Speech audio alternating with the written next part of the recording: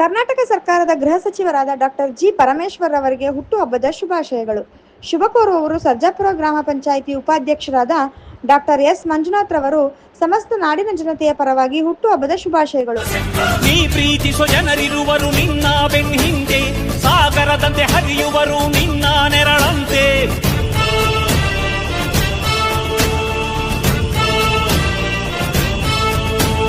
ನಿನ್ನ ನಗು ಸಂತೋಷವ ಬಯಸೋರವರಂತೆ ಒಂದು ಕ್ಷಣ ನೊಂದರೆ ನೀ ಸಹಿಸೋದಿರುವ.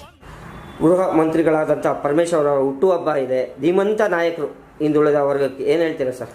ಸರ್, ನಮ್ಮ ಅಚ್ಚುಮೆಚ್ಚಿನ ನಾಯಕರು, ನಮಗೆ ಆತ್ಮೀಯರು, ನಮ್ಮ ಜನನಾಯಕರು ಆಗಿರ್ತಕ್ಕಂಥ ಗೃಹ ಮಂತ್ರಿಗಳು ಜಿ ಪರಮೇಶ್ವರ್ ರಾವ್ ಜಿಗೆ ನಾವು 6ನೇ ತಾರೀಕು ಭಾಳ ವಿಜೃಂಭಣೆಯಿಂದ ನಮ್ಮ ಪರಮೇಶ್ವರ್ ಜಿ ಅವರ ಬಳಗದ ವತಿಯಿಂದ ಏನು ಜಯರಾಮಣ್ಣ ಇರ್ಬೋದು, ನಮ್ಮ ವಿರೂಪಾಕ್ಷ ಅವರು ಇರ್ಬೋದು, ಮತ್ತು ಇನ್ಕ್ಲೂಡಿಂಗ್ ನಾವು ನಮ್ಮ ಟೀಮು ಏನು ಬಳಗ ಇದ್ದೀರಿ, ನಮ್ಮ ಬಳಗದವರಿಂದ 6ನೇ ತಾರೀಕು ಪರಮೇಶ್ವರ್ ಜಿಗೆ ಅವರಿಗೆ ನಾವು ಹುಟ್ಟುಹಬ್ಬನ ಭಾಳ ವಿಜೃಂಭಣೆಯಿಂದ ಮಾಡಬೇಕು ಅಂದ್ಕೊಂಡಿದ್ವಿ. ಅವರು ವಿಜೃಂಭಣೆಯಿಂದ ನಮ್ಗೆ ಮಾಡೋದು ಬೇಡ, ಡಿಸೆಂಬರಲ್ಲಿ ನಾವು ಒಂದು ಕಾರ್ಯಕ್ರಮ ಅಂದ್ಕೊಳ್ಳೋಣ, ಡಿಸೆಂಬರ್ ಇಲ್ಲಾಂದರೆ ಜನವರಿನಲ್ಲಿ ಅಂತ ಅವರು ನಮ್ಮ ಜೊತೆಯಲ್ಲಿ ಹಂಚ್ಕೊಂಡಿದ್ದಾರೆ. ಸೊ ಹಂಗಾಗಿ ಅವ್ರಿಗೂ ಸಹ ಇದೇ ತಿಂಗಳು 6ನೇ ತಾರೀಕು ನಡೀತಕ್ಕಂಥ ಅವ್ರ ಹುಟ್ಟುಹಬ್ಬನ ಭಾಳ ಸರಳವಾಗಿ ಭಾಳ ಅದ್ದೂರಿಯಾಗಿ ಅವರ ಕಾರ್ಯಕ್ರಮ ಹುಟ್ಟುಹಬ್ಬವನ್ನು ಆಚರಿಸ್ತಾ ಇದ್ದಾರೆ. ಅವರಿಗೆ ಹುಟ್ಟುಹಬ್ಬದ ಶುಭಾಶಯಗಳನ್ನ ಈ ಸಂದರ್ಭದಲ್ಲಿ ನಮ್ಮ ನಾಡಿನ ಜನಗಳ ಪರವಾಗಿ, ನಮ್ಮ ಕಾಂಗ್ರೆಸ್ಸಿನ ಪರವಾಗಿ ಅವರಿಗೆ ಹುಟ್ಟುಹಬ್ಬದ ಶುಭಾಶಯಗಳನ್ನ ಈ ಸಂದರ್ಭದಲ್ಲಿ ಹೇಳಕ್ಕೆ ಇಷ್ಟಪಡ್ತೇನೆ.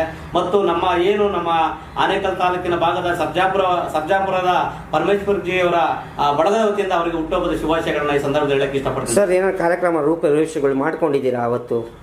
ಸರ್, ಏನಿಲ್ಲ, ನಾವು ಅವರಿಗೆ ಅವತ್ತು ಏನೊಂದು 4 ಆಶ್ರಮಗಳು, ನಮ್ಮ ಭಾಗದಲ್ಲಿ ಒಂದು 4-5 ಆಶ್ರಮಗಳಿಗೆ ಅನ್ನದಾಸೋಹನ, ಒಂದು ದಿನದ ಅನ್ನದಾಸೋಹನ ಅವರ ಹೆಸರಿನಲ್ಲಿ ಮಾಡಬೇಕಂತ ಅಂದ್ಕೊಂಡಿದ್ದೇವೆ.